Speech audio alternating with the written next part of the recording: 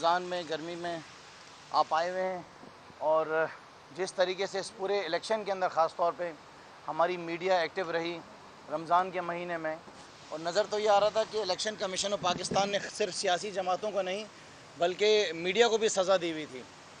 और आपने देखा था कि जब इलेक्शन की डेट अनाउंस हुई थी तो पाकिस्तान तहरीक इंसाफ ने सबसे पहले इलेक्शन कमीशन में जाके एक एप्लीकेशन जमा कराई थी और जिसमें हमने कहा था कि 29 तारीख को रमज़ान मुबारक का महीना शुरू हो चुका होगा, 15वां या 16वां रोज़ा होगा, लोग जो हैं अपनी इबादतों के अंदर मसरूफ़ होंगे, लोग रोज़ों के अंदर मसरूफ़ होंगे, तपती हुई गर्मी भी होगी।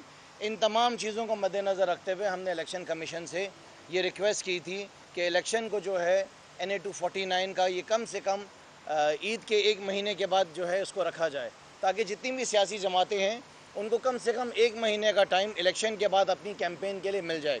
लेकिन क्योंकि एक नाअहल इलेक्शन कमीशन है जो कि इस इलेक्शन को साफ़ व शफाफ तरीके से कराने में नाकाम हो गई है, या तो पहले से ही उन्होंने अपने इंतज़ामात किए हुए थे या तो उन्होंने पहले से ही अपने मामलात तय किए हुए थे जो सियासी जमात जीती है उनके साथ, और ये तयशुदा क्योंकि इलेक्शन था तो उसको डिले करने का भी कोई सेंस नहीं था।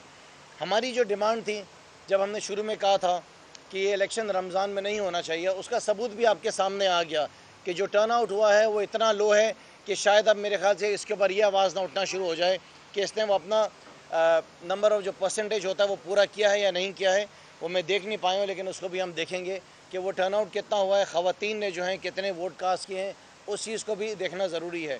और इनकी वजूहत यही थी, जब हम ये कहते थे कि रमज़ान का महीना है तो उसके अंदर ये सारी बातें भी शामिल होती थी, और हम जानते थे कि इलेक्शन जो है इस रमज़ान के महीने में इतने लोग नहीं निकल पाएंगे, ख़वातीन नहीं निकल पाएंगी, लोगों के रोज़े होंगे, लोग इबादतें कर रहे होंगे, लोग सैरी करके, कराची का माहौल आप जानते हैं कि रात भर लोग यहाँ पे जाग रहे होते हैं, सैरी करके लोग सोते हैं। और उसके बाद सबसे बड़ी बात कि बार बार ये बात कही गई और बार बार इस बात को दोहराया गया कि शहर के अंदर कोविड जो है वो बढ़ता जा रहा है, कोविड के फिगर्स जो हैं वो बढ़ते जा रहे हैं, उसका ग्राफ जो है वो ऊपर जाता जा रहा है। तो अगर आज कराची के अंदर कोविड बढ़ गया है या सूबे सिंध के अंदर बाकी शहरों में कोविड बढ़ गया है, तो मैं समझता हूँ कि उसकी ज़िम्मेदार जो है इलेक्शन कमीशन ऑफ पाकिस्तान है कि वो जब वो देख रही थी कि पूरा शहर बंद किया जा रहा है, दुकानों को बंद किया जा रहा है, सिनेमास को बंद किया जा रहा है, रेस्टोरेंट्स को बंद किया जा रहा है, दुकानों को बंद किया जा रहा है, मार्केट्स को बंद किया जा रहा है, रमज़ान में जो कारोबार होता है उनके कारोबार को रोका जा रहा है काम से क्योंकि कोविड बढ़ रहा था। लेकिन इलेक्शन कमीशन ऑफ पाकिस्तान ने इस चीज़ की इजाज़त दे दी कि जलसे होने चाहिए हैं, बड़े बड़े जलूस निकलने चाहिए, बड़ी बड़ी रैलीज़ निकलनी चाहिए। तो इलेक्शन कमीशन ने तो मेरी नज़र में अपना पूरा रोल अदा करा कोरोना को फैलाने के अंदर। बहुत सारी सियासी जमातें थी, इनफैक्ट मैं समझता हूँ कि हर सियासी जमात ने शुरू में, बाद में नहीं, शुरुआत के अंदर हर सियासी जमात ने ये रिक्वेस्ट की थी कि रमज़ान की वजह से इलेक्शन को डिले किया जाए। सो मैं समझता हूँ कि अगर आज सिंध के अंदर कोविड बढ़ा है, कोविड का ग्राफ बढ़ा है, जिसकी वजह से आज कारोबार हमें बंद करने पड़ रहे हैं, जिसकी वजह से अमवात हो रही हैं, तो उसकी कसूरवार जो है वो इलेक्शन कमीशन ऑफ पाकिस्तान है, क्योंकि उन्होंने अपना हक़ अदा नहीं किया, अपनी ज़िम्मेदारी उन्होंने पूरी नहीं की और इस इलेक्शन को इस कोविड के दौरान भी जाने दिया। हमने देखा लोग निकले इस इलेक्शन के अंदर और बड़े बड़े जलसे तमाम सियासी जमातों ने NA 249 बल्दिया के इलाके में करे, लेकिन कोई फ़र्क नहीं पड़ा इलेक्शन कमीशन के ऊपर। उसके साथ साथ जो सबसे बड़ी बात है जिसके बारे में मैं आपसे बात करना चाहूँगा, वो इलेक्शन रिज़ल्ट के बारे में बात करना चाहूँगा। हैरत की बात है कि एक सियासी जमात पाकिस्तान पीपल्स पार्टी और दूसरी सियासी जमात PMLN जो मुकाबले में कल हमें नज़र आई, हालांकि 28 तारीख की रात तक पाकिस्तान तहरीक इंसाफ ये इलेक्शन जीत रही थी। 28 तारीख की रात तक जितने वहाँ पे जलसे हुए, जितने बड़े प्रोग्राम्स हुए, वो पाकिस्तान तहरीक इंसाफ ने करे। 29 तारीख को जब इलेक्शन होता है तो इलेक्शन के जितने भी कैंप्स लगे हुए हैं तमाम सियासी जमातों के, सबसे ज़्यादा रश आप देखते हैं पाकिस्तान तहरीक इंसाफ के कैंप्स के ऊपर बनिस्बत बाकी सियासी जमातों के। हाँ, कुछ इक्का दुक्का यूसीज ऐसी होंगी जहाँ पे बाकी सियासी जमातों की नुमाइंदगी ज़्यादा होगी, लेकिन हमने ये देखा कि हमारे कैंप्स के ऊपर सबसे ज़्यादा रश थी। यहाँ तक कि जो सिस्टम हम यूज़ कर रहे थे जिसको CMS कहते हैं, हमारे CMS सिस्टम के थ्रू अंदाज़न कोई 17.25 से 17,500 लोग हमारे कैंप्स के ऊपर आए। उन्होंने आके अपने वोट्स के बारे में मालूमात ली, उन्होंने वो स्लिप्स हासिल की पाकिस्तान तहरीक इंसाफ के कैंप्स के ऊपर आके कि उनका वोट कौन से कैंप में, उनका वोट नंबर क्या है। ये हमारा सिस्टम बता रहे 17,500 वोट, लेकिन जब हम अपने रिज़ल्ट को देखते हैं तो हमारा रिज़ल्ट जो है वो 17,000 तो बहुत दूर है, उसके आधे से भी नीचे रिज़ल्ट आता है। बल्दिया का वो इलाका जहाँ पे पाकिस्तान पीपल्स पार्टी की हुकूमत मुझे एक स्कीम दिखा दे कि उन्होंने कोई पानी की स्कीम बनाई हो, कोई उन्होंने तरक्याती कामों की कोई एक स्कीम बनाई हो इन 14 सालों के अंदर, कोई बड़ा तरक्याती काम कराया हो।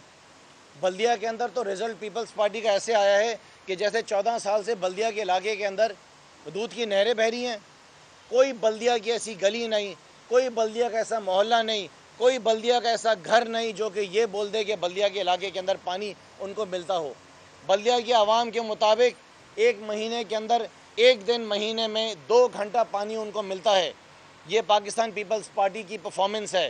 पूरा बल्दिया का इलाका टूट फूट का शिकार था और हमारे मिनिस्टर, हमारे MNA फैसल वाडा साहब ने अपने 2 साल के अरसे के अंदर 35 करोड़ रुपए लगाकर बल्दिया की तमाम सड़कों की मुरम्मत कराई। क्योंकि पानी की ज़िम्मेदारी फराहम करना पीपल्स पार्टी की ज़िम्मेदारी थी, वो उसके अंदर नाकाम हुए। बल्दिया के अगर आप स्कूल्स के हालात देख लें, बल्दिया का अगर हेल्थ के निज़ाम को आप देख लें, वो तबाहाली का शिकार है।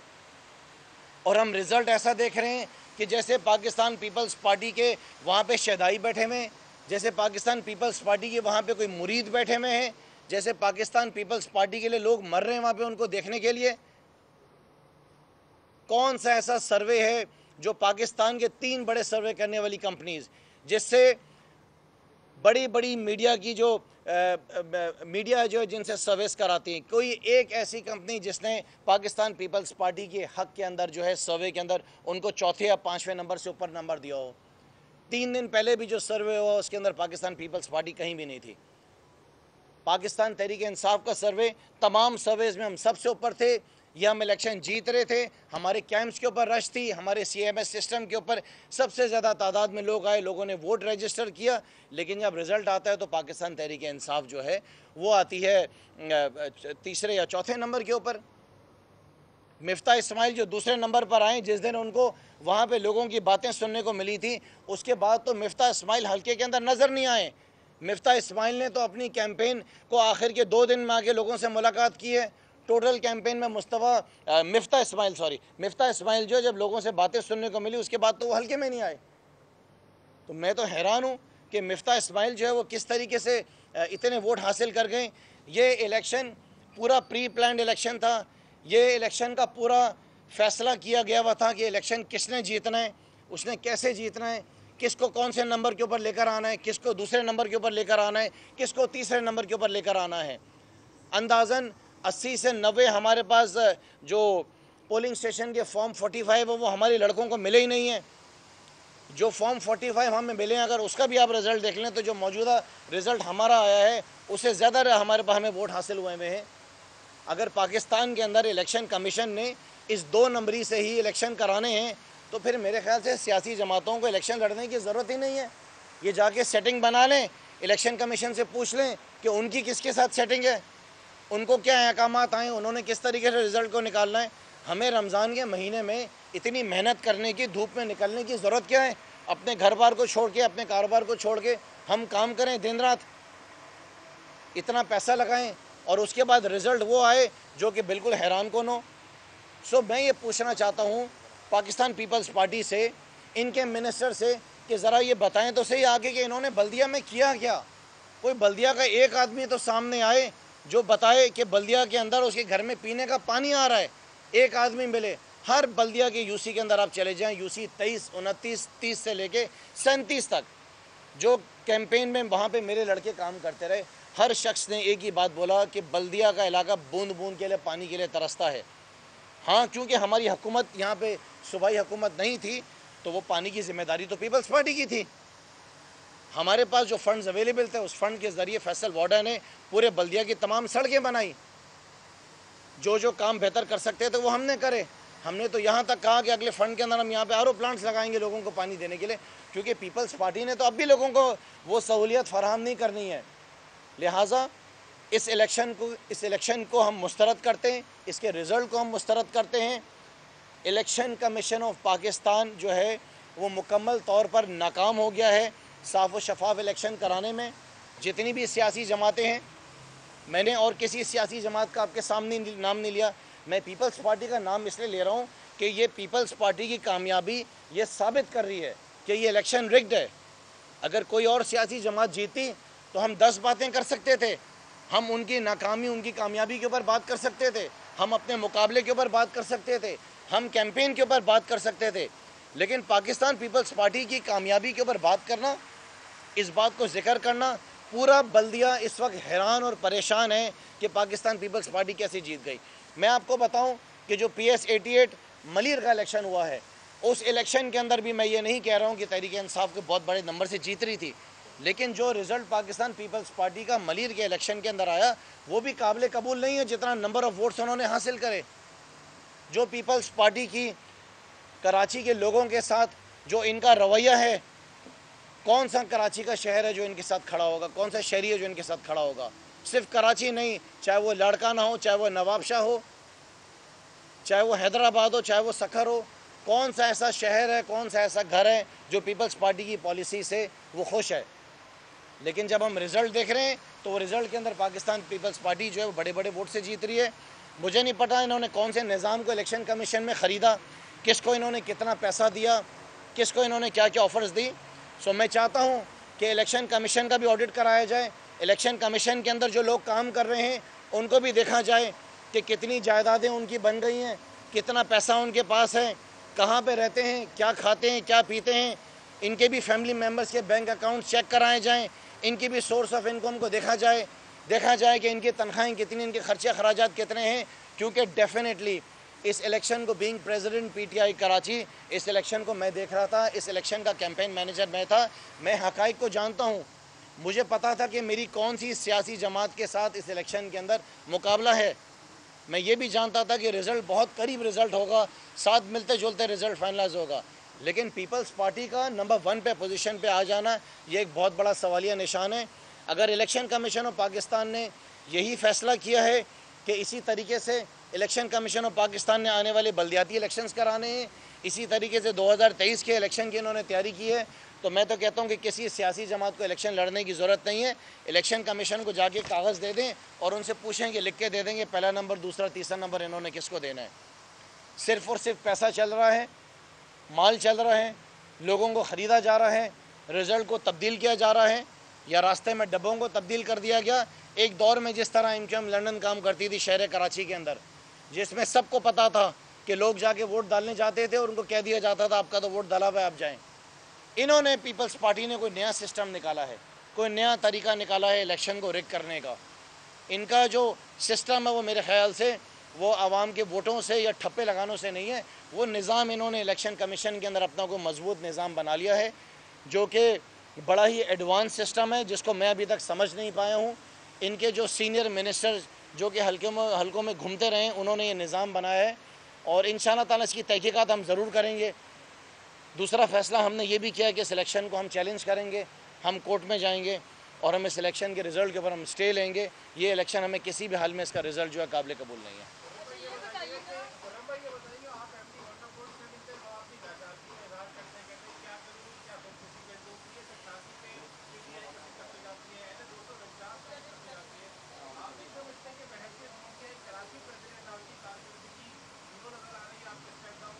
देखें, हो सकता है, आपकी बात ठीक है, ये बात आपकी मान लेते हैं, इसमें कोई दो राय नहीं है।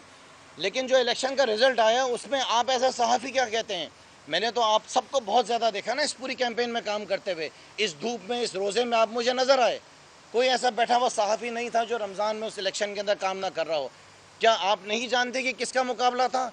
क्या आपको इल्म नहीं कि कौन सी सियासी जमात जीत रही थी, कौन नंबर 1 कौन नंबर 2 पे? एक तो वो सर्वेस थे जो कि कंपनीज़ ने किए हुए थे, एक तो वो अंदाज़ा था जो आप सीनियर सहाफ़ी इसको जानते थे कि मुकाबला किसका है।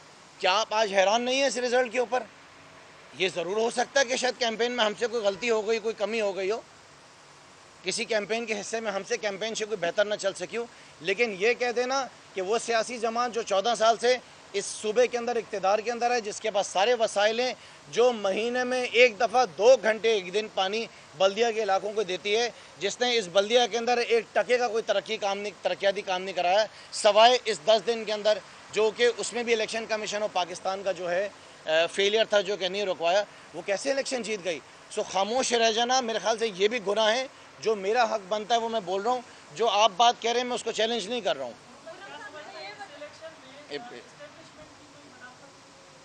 नहीं देखिए, मैं ज़िम्मेदार हूँ। जो मैंने सवाल करना है वो मैंने डिपार्टमेंट से करना है। मैं इलेक्शन कमीशन ऑफ पाकिस्तान से सवाल करूँगा कि उसने क्या किया है। मेरा इससे ताल्लुक़ नहीं कि इस्टेब्लिशमेंट का आप मुझसे पूछ रहे हैं कि उन्होंने क्या किया क्या नहीं किया। मेरा उस बात से कोई ताल्लुक़ नहीं। मेरा ताल्लुक़ इलेक्शन कमीशन ऑफ पाकिस्तान से है। इलेक्शन कमीशन ऑफ पाकिस्तान ज़िम्मेदार है। अगर इलेक्शन साफ और शफाफ नहीं हुए, रिज़ल्ट बिल्कुल तब्दील कर दिया गया है, किसी को खुश कर दिया गया, उसको पता नहीं किस चीज़ का तोहफ़ा दिया गया है, ऐसा कौन सा काम उसने पास्ट में किया है कि उसको नवाजा गया है इलेक्शन कमीशन ऑफ पाकिस्तान की तरफ से, तो मैं तो ज़िम्मेदार इलेक्शन कमीशन ऑफ पाकिस्तान को ठहराऊँगा ना। जो डिपार्टमेंट है, जिसकी ज़िम्मेदारी है, जिसके रिफॉर्म्स के बारे में हम बात कर रहे हैं, जिसके बारे में हम ये बात कर रहे हैं कि उसको रिफॉर्म्स आने चाहिए, उसकी बेहतरी के लिए काम करना चाहिए। इलेक्शन कमीशन क्या काम कर रहा है, उसका सवाल सिर्फ कराची के इलेक्शन से तो नहीं, पूरे पाकिस्तान के इलेक्शन से सवाल है कि क्या वो कामयाब हुए हैं, क्या उनकी पॉलिसी सही थी, क्या उनका तरीकाकार सही था। हम तो पूरा महीना इलेक्शन कमीशन को कुछ ना कुछ हाईलाइट करते रहें कि क्या कुछ इलेक्शन के अंदर हो रहा है, लेकिन क्या उन्होंने उसका नोटिस लिया? नहीं लिया। आप बता रहे हैं कि पीपल्स पार्टी का नतीजा ऐसा आया जैसे कि दूध की नहरें बह रही, तो वो दूध की नहरें आप बताते हैं जो फैसल लॉर्डर के होते हुए बह रही थी। और दूसरी बात, मिस्टर इस्माइल अवाम से बातें सुनने के बाद उन्होंने हल्के का रुख नहीं किया। तो मुझे ये बताएं, फैसल लॉर्डर साहब ने कितनी बार जो है उस अवाम का हल्के की रुख किया है?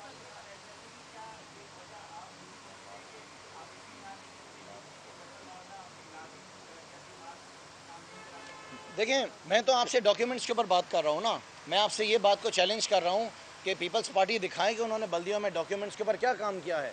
मैं तो आपको डॉक्यूमेंट्स दिखाने को तैयार हूँ कि फैसल वाडा ने 2 साल के अंदर बल्दिया के इलाके के अंदर 35 करोड़ रुपए खर्च किए। PWD उसको साबित करेगी। क्या पाकिस्तान पीपल्स पार्टी ने इतना काम किया? मुझे तो ये लगता है कि शायद पीपल्स पार्टी ने 14 साल के अंदर भी बल्दिया के अंदर इतना काम नहीं किया होगा। अगर किया होगा तो बल्दिया के इलाकों को पीने का पानी तो मिलता ना। बताएं आप मुझे, पीने का पानी तो बल्दिया के इलाकों को मिलता। हम तो वो लोग नहीं थे जिनके ऊपर सवाल उठाया जा रहा था कि जिन्होंने बल्दिया के अंदर, बल्दिया की फैक्ट्री के अंदर आग लगाने में मुलविस थे। उन जमातों ने भी बड़ा वोट ले लिया। तो सवाल ये है कि हुआ क्या इस इलेक्शन के अंदर। ये इलेक्शन पूरी स्क्रिप्ट बनी हुई थी इस इलेक्शन की, किसको क्या नंबर देना है, किसको क्या नंबर नहीं देना है। मैं तो आपसे ये कह रहा हूँ कि मेरा मुकाबला किसके साथ था वो मुझे पता था। पीपल्स पार्टी कोई किसी गिनती के अंदर नहीं थी। और हमें सुनने में आ गया था आज से 1.5 महीने पहले कि आसिफ जरदारी ने अपने मिनिस्टर्स को टास्क दे दिया था कि ये इलेक्शन मुझे किसी हालत में भी चाहिए। तो वो निज़ाम काम कर रहा था।